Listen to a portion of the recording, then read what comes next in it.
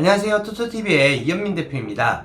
자, 오늘은 이제 베트남이 경제 성장이 발달을 하면서 이제 좀 지불 방식이 이제 많이 바뀌고 있는데, 갑자기 무슨 지불 방식인가 이런 얘기 들을 수 있는데요. 제가 오늘 다뤄볼 내용은 베트남 사람들이 은행을 불신하는 이유, 그리고 이제 베트남이 이제 경제 성장 속도가 이제 발달함에 따라서 이제 어떤 식으로 지불 방식이 바뀌는지, 그래서 이 부분을 알고 계시면은 충분히 나중에 창업을 하시든 이럴 때 먼저 조금 발빠르게 움직이실 수 있지 않을까 해가지고 이렇게 영상을 담아봤습니다. 자, 먼저 베트남 사람들이 은행을 불신하는 이유에 대해서 한번 말씀을 드리도록 할게요. 자, 베트남 사람들이 은행을 불신하는 이유는요, 사실 뭐 베트남 사람들이 정부에 대한 모든 일들을 불신하는 경우가 좀 많아요. 그래서 뭐 호치민의 경우에는 뭐 핑크북이 안 나오거나 이랬을 때는, 특히나 뭐 베트남에서 아파트에 살아보신 분들은 아파트에 대한 선호도가 높지만, 좀 지방에 있는 사람들은요, 베트남 정부가 일단은 진행을 해야 하는 거지 또 어떻게 바뀔지 모르지 않냐, 이런 것 때문에 많이 약간 이런 불신들이 있는 것 같아요. 그리고 이제 베트남이 이제 통일을 이룬 후 화폐 개혁이라는 게 한번 있었습니다. 그래서 화폐 개혁을 할 때 이러한 부분에서 약간 많이 손해를 보시거나 좀 리스크를 겪으셨던 분들이 있으셨던 것 같아요. 그래서 은행을 약간 불신하는 이러한 게 역사적으로부터 이어오던 흐름들이 있기 때문에, 그리고 베트남에는 엄청나게 많은 은행들이 있습니다. 우리나라도 예전에 IMF 전에 보면요, 뭐 각 지방은행들부터 해서 많은 은행들이 있었잖아요. 그런데 이제 점점 인수합병되고 합쳐지고, 그래서 은행 개수 좀 줄어들었는데, 지금 현재 베트남의 경우에는 각 지역별 은행까지 했을 때는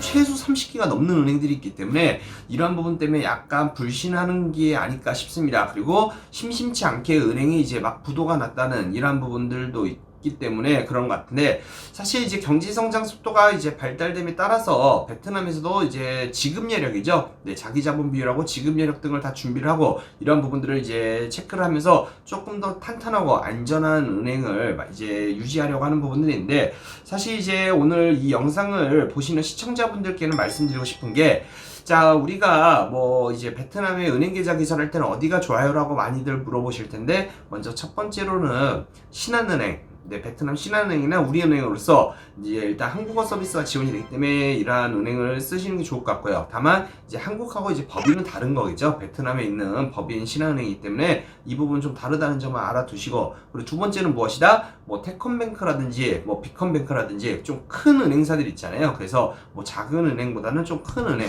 베트남 사람들도 불신한다는데 사실 우리 같은 외국인들이 은행을 갈 때는 이러한 큰 은행을 좀 이용하시는 게 좋지 않을까 싶습니다.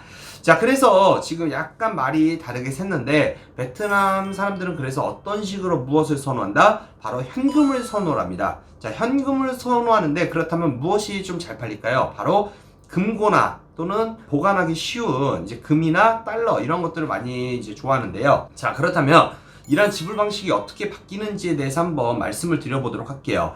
요즘 베트남 사람들 같은 경우는 이제 은행 가서 일부러 비자, 체크카드죠. 우리나라도 맨 처음에 모 그룹에서 이제 대기업에서 뭐 선불식 카드 뭐 이런 식으로 해서 2000년대 초반에 이러한 붐이 좀 일어났었습니다. 그래서 예전에 한번 은행에서나 아니면은 이제 상품권들을 이런 카드식으로 한번 충전해서 쓰던 거 혹시 기억나시나요? 선불카드요? 네, 그래서 이런 선불카드가 이제 생겼다가 이제 신용카드 세대가 들어서면서 엄청나게 카드 문화가 확산됐었는데, 우리나라를 생각해보면 2000년대 들어오면서 어떻게 보면 지금은 40대 이상이신 분일 텐데 이제 신용카드 대란이 한번 일어났었죠. 지불 능력이 있는 사람에 한해서 발행되는 신용카드. 그러나 요즘 강남 일부 지역에서는 부모가 나이 어린 자녀들에게 이 카드를 사용하게 하면서 10대들의 과소비를 부추기고 있습니다.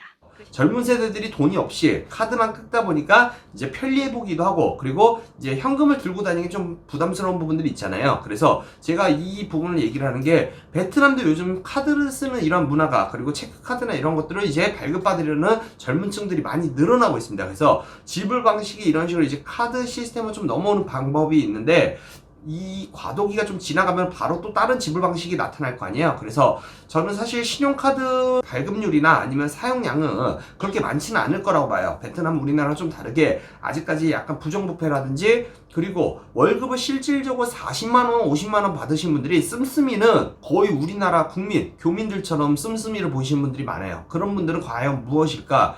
뭐 이러한 뒷돈 문화가 좀 많이 활발하게 형성돼 있기 때문에 그렇지 않을까 싶습니다. 그래서 실질적으로 뭐 신용카드 지불 시스템보다는 이제 추가적으로 어떤 것으로 많이 변할 거냐? 뭐 잘로라든지 우리나라 요즘 보면은 이제 온라인 페이 방식으로 이제 결제하는 시스템들이 있잖아요. 그래서 실질적으로 이제 베트남 사람들은 현금 결제 방식에서 이제 신용카드 시스템이 이제 들어온 지는 좀 됐는데 이런 방식으로 좀 많이 선호는 하지만은 바로 제가 봤을 때는 이제 온라인 지불 방식이 있죠. 뭐 예를 들어서 가상은행, 페이 같은 이런 데다가 금액을 넣어놓거나 아니면 카드랑 연동을 시켜놓고 실제로 카드를 안 긁더라도 자동으로 결제가 되게끔 또는 자동 계좌이체가 되면서 결제를 할 수 있게끔 이러한 문화가 조금 더 보편화되면서 빠르게 일어나지 않을까 싶습니다. 그래서 이걸 보는 견해는 당연히 제가 시장에서 느낀 제 견해지만 이제 신용카드가 사실 베트남에 없는 게 아니거든요. 근데 신용카드 문화도 현금 결제가 좀 더 많이 이루어졌다가 요즘은 뭐 잘로라든지 이런 걸 보면요, 이제 메신저에서 페이 시스템 자체가 좀 많이 일어나는 부분들이 있습니다. 그리고 개발되는 부분들이 있기 때문에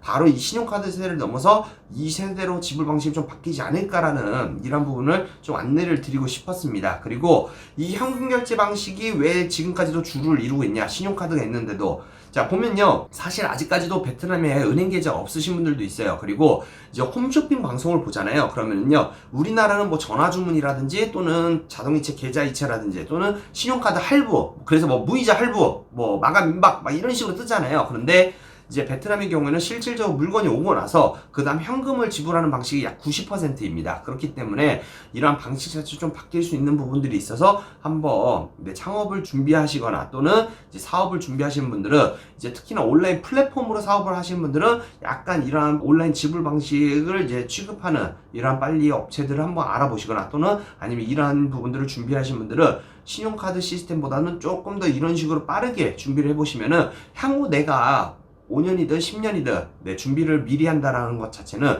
그 시장을 어떻게 보면 선점할 수 있는 기회이기 때문에 이런 부분 꼭 참고하시면 좋을 것 같아서 한번 영상에 담아보았습니다.